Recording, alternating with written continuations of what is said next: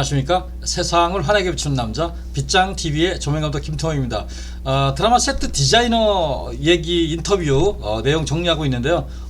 인터뷰 내용 세 번째 시간입니다. 그래서 지금 요 세트는 MBC에서 방송하고 있는 일일 드라마 비밀의 집의 병원 세트입니다. 병원의 복도, 병원 복도. 요 병원 복도를 빌리기가 쉽지 않잖아요. 그러니까 이렇게 세트를 지어서 고정으로 하고 있는 그러한 모습이 되겠습니다. 이렇게 보면은 병원에 관한 여러 가지 이 포스터라든가 안내 뭐 이런 거 돼 있고, 항상 제가 얘기했죠. 위에는 항상 뚫려 있다. 이 뚫려 있는 이유는 그 뚫려 있는 곳에서 조명을 비춰야 되기 때문에 이렇게 뚫려 있는 모습을 보고 계십니다. 자, 지금부터 보도록 하겠습니다. 일본 방송사의 스튜디오 제작 방법을 이렇게 또 제가 여쭤봤어요. 일본에서는 도대체 요즘에 드라마를 어떻게 제작하고 있는지 그에 대한 답을 이렇게 주셨습니다.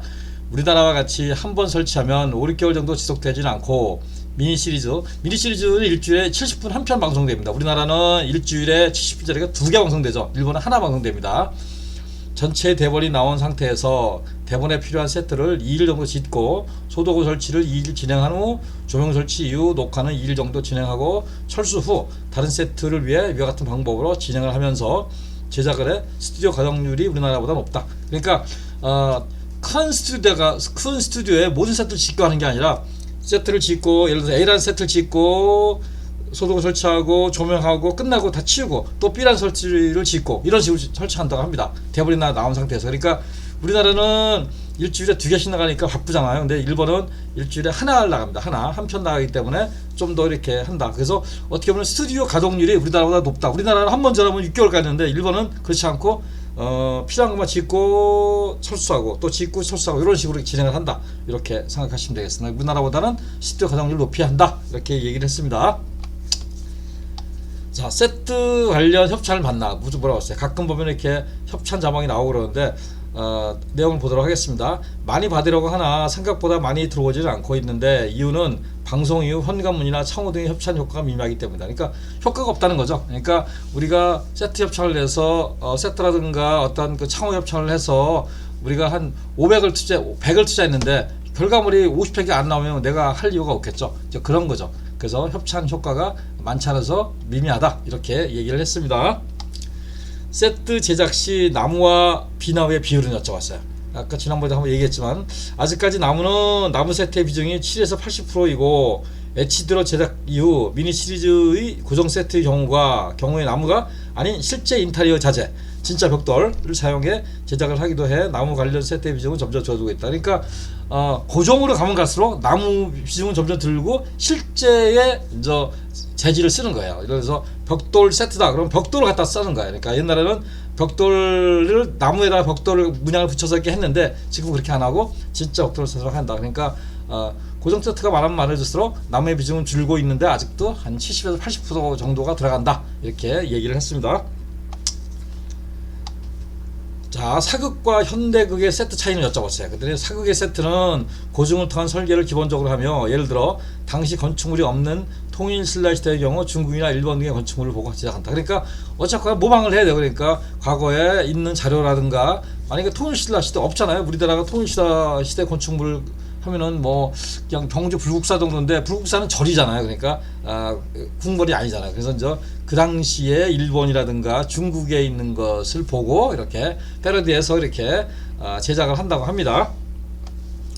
퓨전 사극의 세트 구상은 어떻게 나왔어요? 퓨전 사극이 우리 많잖아요. 그런 거 뭐 이렇게 미술은 퓨전 사극이라도 세트는 분장이나 의상이 아니기 때문에 당시의 시대의 배경에 맞는 세트를 설계해야 하고, 고증을 안 하고 세트도 퓨전으로 제작한다면 드라마 전체적인 질질성에 대한 의심을 받을 수 있어. 이런 거죠. 아무리 퓨전이라고 해도 세트는 옛날 세트, 그 당시의 세트를 가야 돼요. 왜냐면은 그 연기자의 의상이라든가 어떤 그 헤어스타일이라든가 대사라든가 이런 거는 퓨전으로 갈 수 있지만은 세트 자체도, 세트를 어떻게 퓨전으로 가요? 그럴 수 없잖아요. 그래서 세트는 옛날 세트를 가고 당시의 세트를 가고, 세트가 아닌 소도구라든가 약간 의상이라든가 분장이라든가 아니면 뭐 이런 것들은 퓨전으로 해야 된다. 그래서 세트는 변하면 안 된다. 이렇게 얘기를 했습니다. 외부 드라마 스튜디오의 제작 현황을 여쭤봤어요. 외부 드라마. 그랬더니 코로나 여파와 일본과 중국에 대한 드라마 수출이 막히고 지상파의 제작 편수가 늘어들어 지금은 정점을 찍었다고 보며 넷플릭스와 넷플릭스나 디즈니나 OTT 대안으로 부상하고 있다. 그래서 오히려 전반적인 거는 늘었어요. 전반적인 늘어 지상파는 줄었고 비지상파는 드라마가 늘었다. OTT라든가 디즈니. 그러니까 지난번에 내가 얘기했지만 드라마가 지금 우리나라에 약 1년에 한 100개 정도, 100편 정도 제작이 된대. 100편 정도. 근데 지상파는 얼마 안 되고 나머지가 이제 뭐 비지상파, 종편이라든가 OTT라든가 넷플릭스나 디즈니라든가 이런 데가 이제 웨이브라든가 이런 데가 많이 활성화가 돼가지고 이렇게 드라마가 진행이 되고 있다. 이렇게 얘기를 합니다.